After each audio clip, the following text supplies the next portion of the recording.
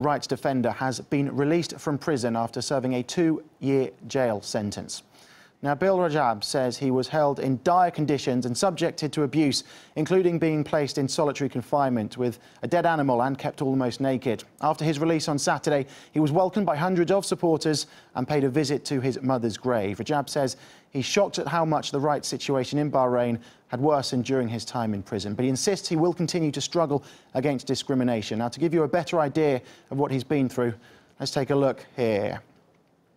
In fact, we can join Nabeel Rajab right now here on RT International. Thank you very much for your time. I'm sure it's an extremely busy time for you. We've touched on some of the conditions that you were kept in whilst in prison. Can you just describe to us exactly what you went through? Well, first of all, being in jail itself is a violation for my right of expression.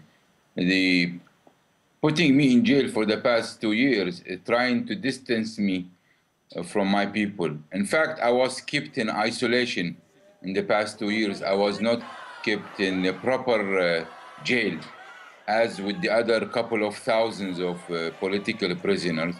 But I was kept separate in a separate building for 2 years, just to make sure that I don't connect with the other prisoners. And then the very few people who were with me in that separate building were either people that I don't speak their language, or people are charged with criminal charges far away from those charges I was charged. And so 2 years I was not discussing any kind of political or human rights situation of Bahrain. Other than I was not allowed also to speak by telephone on any issue related to Bahrain for the past 2 years. So I'm not aware of what is happening outside. That's why I'm not speaking much since I come outside. I said, I need to have time. I'm not like the other prisoners who were mixing with each other. Each prison had around 300 to 400 prisoners. But my prison, I had 2 or 3 people who don't speak my language, who are far away from me in terms of the charges. And now, after 2 years, I have made a lot of things, wrote a lot of things in jail in the past 2 years. When I came out also, even those books that I have made of what I have been through were taken from me in the last moment before I come out. But I know after all, this is the cost of the struggle in this part of the world.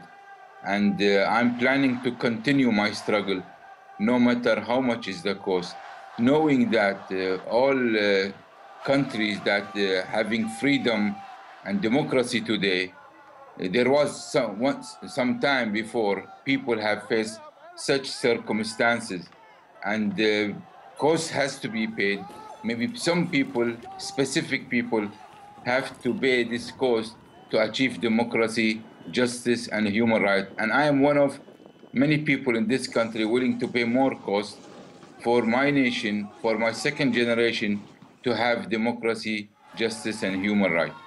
You've spoken about the isolation that you suffered. How did you remain strong throughout the 2 years, and what are your plans now?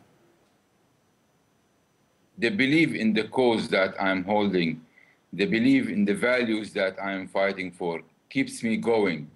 It is not an easy thing, especially I have lost my mother, I have lost my auntie, I have lost my cousin, I have lost my uncle, I have lost my cousin daughter, lost many friends who happened to lose their life while I'm in prison. It was a difficult thing, but after all, the aim that I am holding, the value I am fighting for, it keeps me going, knowing that a lot of people are waiting for me. A lot of people needs me to be out, needs me to be focused, strong as ever, keep me going. And that's why I am out, because my people need me to be there, and I am going to be there.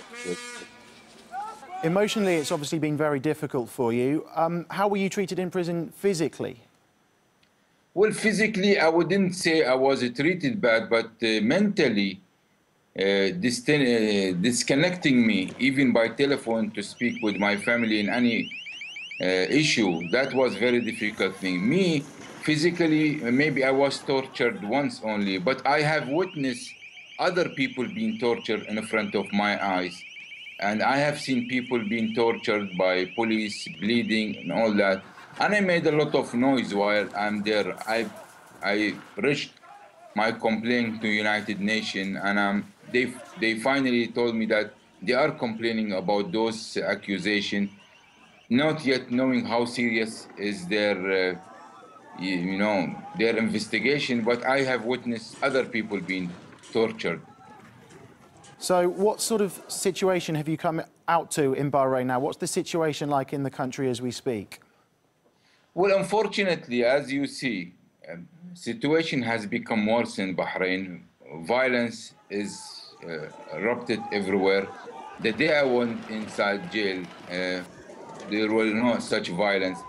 But I remember I've said in the last tweets that I have made that telling the government, if you put peaceful people like me who advocate for peaceful gathering, peaceful struggle in jail, then you will face people who are using violence. And this is what happened. All people, human rights activists like me, who are behind bars today in Bahrain.